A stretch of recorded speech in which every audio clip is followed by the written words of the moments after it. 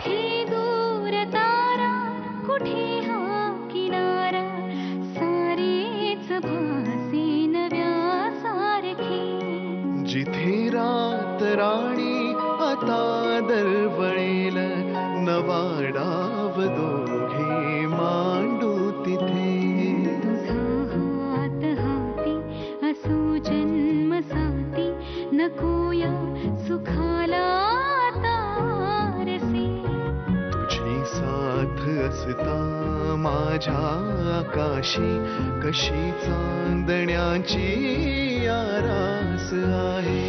अजूनही वाटते मला की, अजूनही चांदण्यात आहे. अजूनही चांदण्यात आहे. अरे वा, अगं ये ना, ये बस बस, नाश्ता करून घे, ये बस पटकन चल. अहो पण बस. इथे आऊसाहेब बसतात. आऊसाहेब आणि घरातले बाकीचे सगळे सकाळीच बाहेर गेलेत कामासाठी. तू बस बस, मी वाढते तुला, बस. पोहे आवडतात ना? तुम्ही कशाला? अगं असू दे, तू खाऊन घे. आणि काय ग, आज खाली यायला इतका उशीर का केलास तू? वहिनी, या वाड्यावरच्या सुनांना काही किचन मध्ये राबायचं नसतं. ठीक आहे, चालतं. रेवा, अधूनमधून उशिरा उठलीस तरी चालेल बर का. अलकवंच, आता बोलतच राहणार आहात का? खाऊन घेऊ दे ना पोरीला. तू खा ग.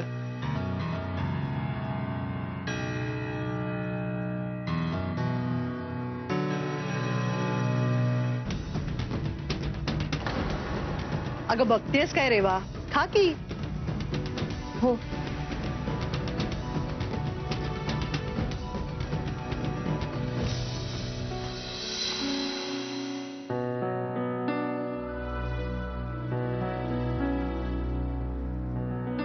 ही चव तर आजीच्या हातची आहे. कोणी बनवले ते पोहे? कोणी म्हणजे आपल्या स्वयंपाकीण काकूंनी. स्वयंपाकीण काकू, जरा चहा आणा.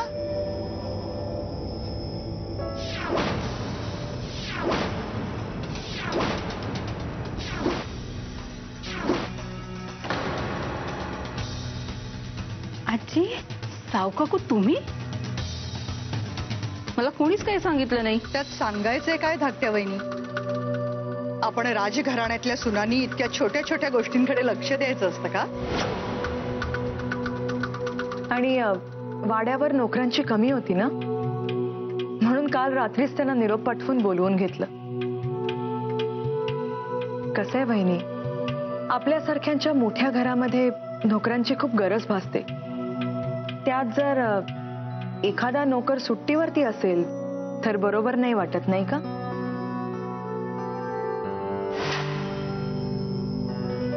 साव काकू, खूप चांगलं केलं तुम्ही आलात ते.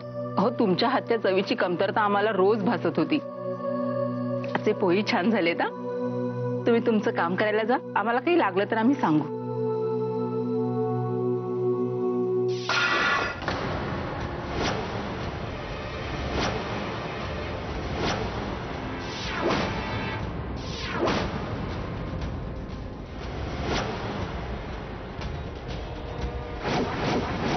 कुठल्या चवीच्या गोष्टी करताय बहिणी तुम्ही? त्या पोह्यांची बेचव झाले होते पोहे,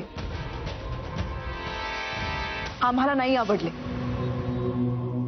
माफ करा ताईसाहेब, मी दुसरं काहीतरी बनवून आणते. हा, चाललात कुठे? ते साफ तर करून जा.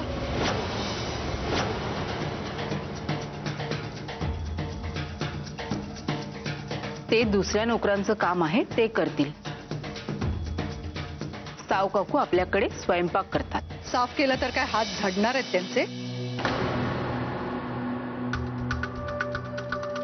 नोकर तो नोकरच.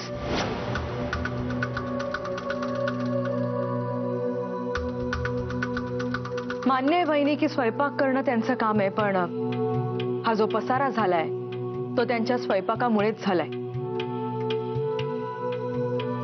साफ करा.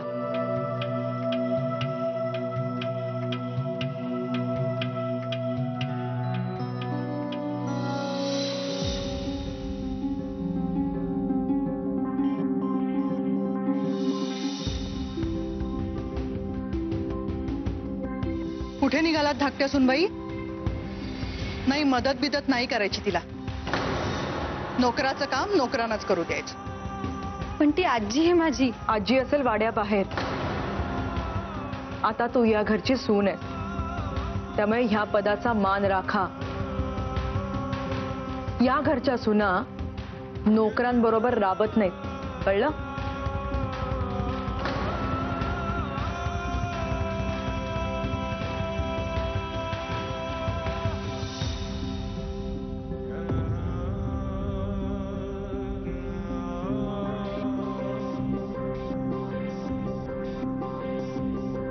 रेवा बस ना, खा की पोहे.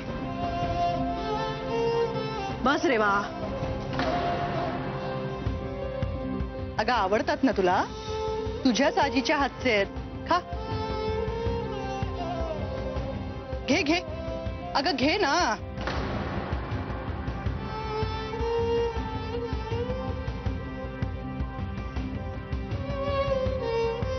घे, अजून एक खास.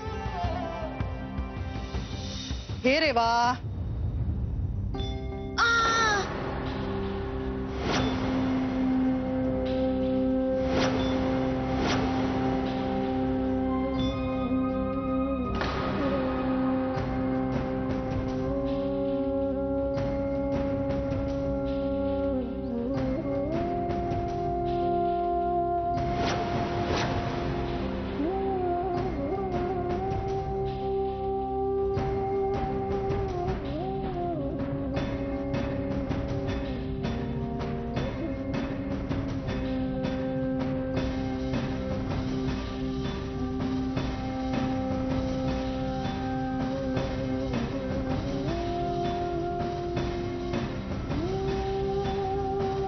तुमच्या सुनेला जरा समजावा धाकट्या वहिनी. वाड्यातल्या सुनांना सतत स्वयंपाकघरात जाण्याची परवानगी नाहीये. आम्ही जर तिला आता वाड्याच्या सुनेचा मान देतोय, तर मग सुनांसाठी असलेले सगळे नियम सुद्धा त्यांना पाळावेच लागतील.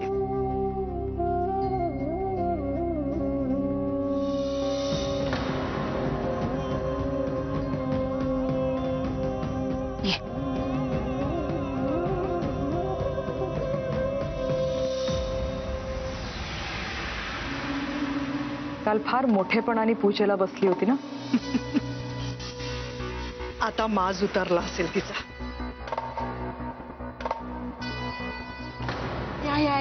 राहू द्या की. अगं हळद लावीन मी जखमेवर. अव साव काकू, कशाला लहान पोरागत वरडताय? थोडी कळ काढा, वाटल बर. अगं भागा राहू दे की, आपल्याला सवय आहे याची. अगं भाजी कापताना कित्येक या बोट कापतात की, तव्याचे बी चटके लागतात ना. अगं बाई माणसाला याची सवय असती या. म्हणून जखमेकडे दुर्लक्ष करायचं का? नाही तर काय, तुम्हीच समजावा आता यांना. ते माझ्याकडे द्या, मी लावते. तुम्ही जा तुमची कामं कर. होय. अगं रेवा राहू दे की, बरं होईल ते. बस तू. अगं रेवा बस म्हटलं ना मी, बस इथे. तू काय ऐकायची नाहीस बघ. घे. तू तरी कुठे ऐकलं होतास माझं? तुला सांगितलं होतं ना मी, इथे इतकं सगळं घडल्यावर नको येऊस इथे म्हणून. अगं असं काय करतेस? मालकाने बोलवलंय म्हणल्यावर यायलाच पाहिजे ना. त्यांनी तुला इथे का बोलवलंय हेही कळत नाहीये का आजी तुला? तुला त्रास देऊन मला त्रास व्हावा म्हणून. अगं पण मला नाही होत त्रास. अगं सवय आहे आम्हाला याची. आणि हे बघ, मला त्रास देऊन तुला सुनाचा मान देत असतील ना, तर मला आणखीन काय पाहिजे ग? असा मान नकोय मला आजी. मगाशी सुद्धा कसे वागले ते तुझ्याशी. घरातले मोठे आहेत म्हणून मी काहीच बोलू शकत नाही त्यांना, पण तुला झालेला त्रास मी नाही सहन करू शकत. म्हणूनच म्हणतेय तुला की. अरे वा, अगं माझ्या जागी दुसरं कुणी बी असतं आणि त्याच्या बाबतीतही असंच घडलं असतं तर पावलं असतं तुला. नाही ना, पोरी वळिकते मी तुला. माझ्या जागी दुसरं कुणी बी असतं ना तरी तुला त्रास झाला असता. अगं मग म्या हाय ते बरी आहे ना. कमीत कमी माझ्या नातीसाठी त्रास सहन करतेय, ह्यात सुख आहे ग मला. अगं पण आजी. हे बघ रेवा, बाईला आयुष्यभर त्रास सोसावाच लागतो ग. अगं वेगळ्या वेगळ्या वयात वेगळ्या वेगळ्या नात्यांसाठी. पण त्यात बी लई सुख असतं बघ. तू अजून लहान आहेस. बाईच्या जगण्यातली गंमत तुला नाही समजेल. अगं आपल्या माणसासाठी त्रास झाला ना तरी त्यात बी लई सुख असतं बघ. आणि तू तर माझी नाथ आहेस ग. लेकावर जीव ओतून माया केली त्यावर धरलेली साय आहेस ग तू. तुझ्यासाठी त्रास झाला ना तर लई गोड लागेल ग मला. हे बघ परत जा तू. कुणी बघितलं ना तर पंचायत व्हायची बघ. असू दे, होऊ दे. तू दे हात इथे. किती लागलंय बघ तुला. दुखत असेल ना? नाही ग.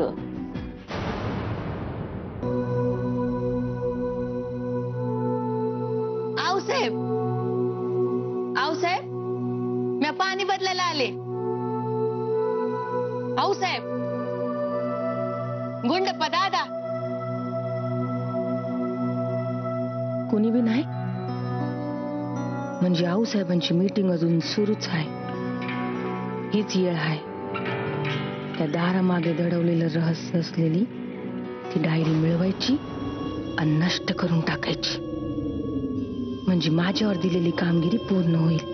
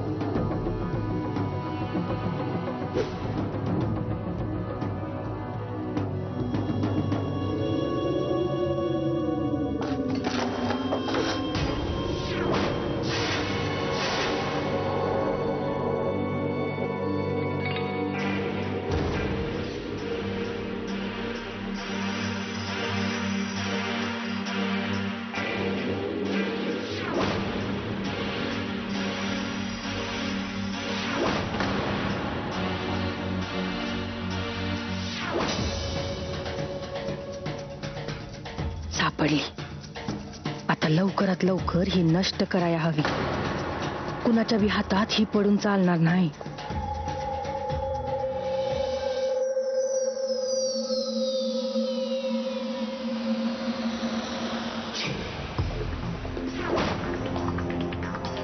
भागा.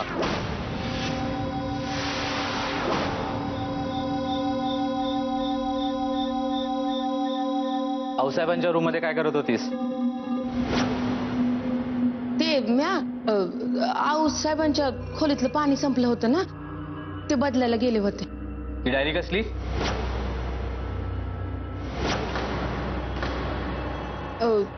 ती आऊसाहेबांनी मागवली होती.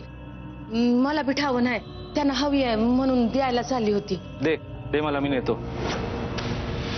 नाही नाही नाही, तू मसनी कशा पैतारास, म्या देते ना. दे म्हटलं ना. अहो राव.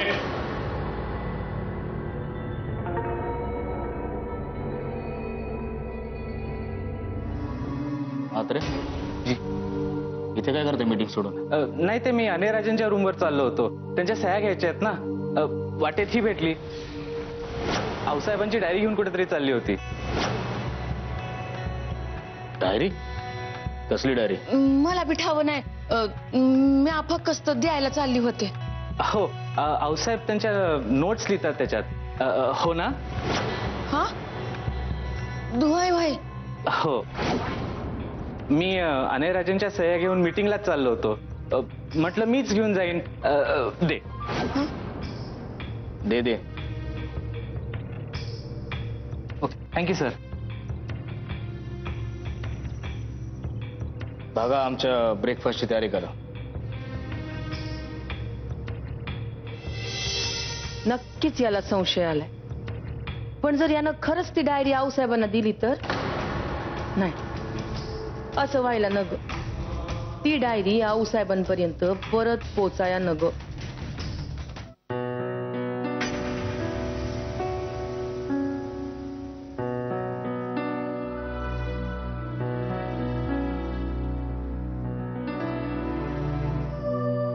देवा, काय करतेस?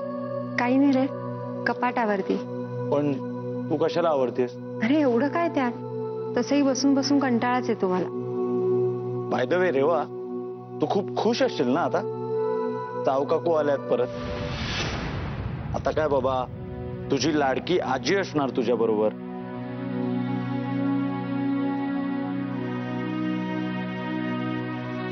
रेवा, काय झालंय?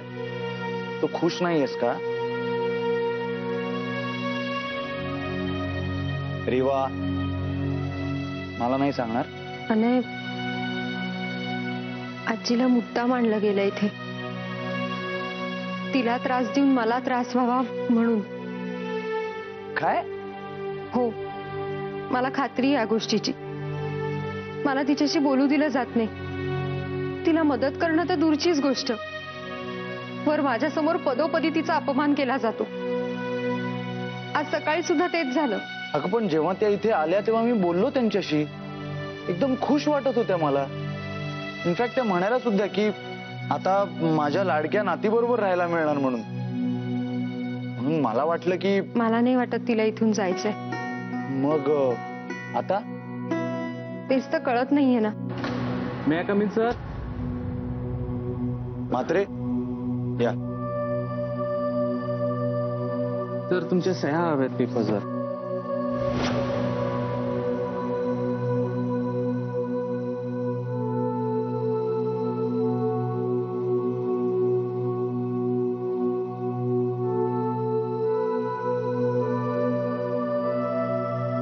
ठीक आहे.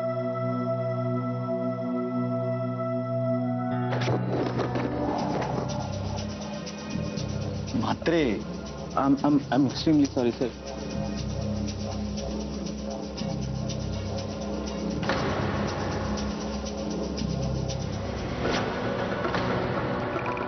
आणखीन एक सही पाहिजे सर. एक मिनिट, ही फाईल.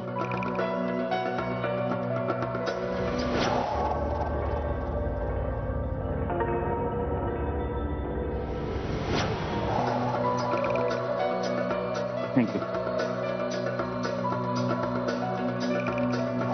काय वेंधळा माणूस आहे हा.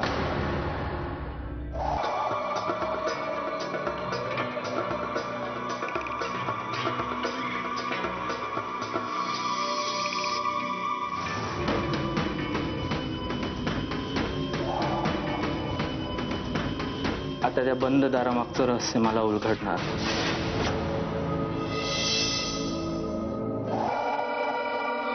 अनय, या सगळ्या कसल्या डायऱ्या आहेत रे?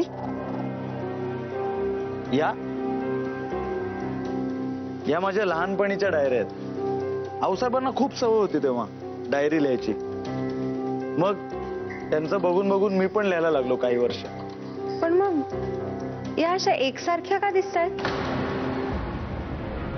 तेव्हा ना अण्णासाहेबांनी खास सरनोबतांसाठी ही अशी स्टेशनरी छापून घेतली होती, म्हणून या सगळ्या सेम दिसतात. हे तू वाचल्यास? अरे तुझ्या डायऱ्या आहेत, मी कशी वाचणार? तेव्हा हे बघ, माझ्या आयुष्यातली एकही गोष्ट आता मला तुझ्यापासून लपवायची नाही. बिंदास वाच.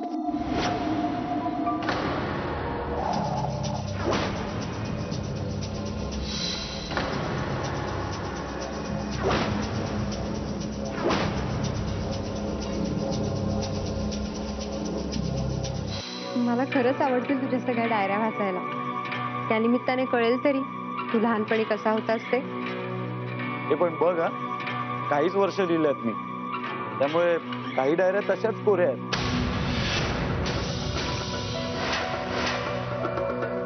अरे ही डायरी तर कोरी आहे. मग ज्यात त्या दारामागचं रहस्य लिहिलंय ती डायरी कुठे गेली?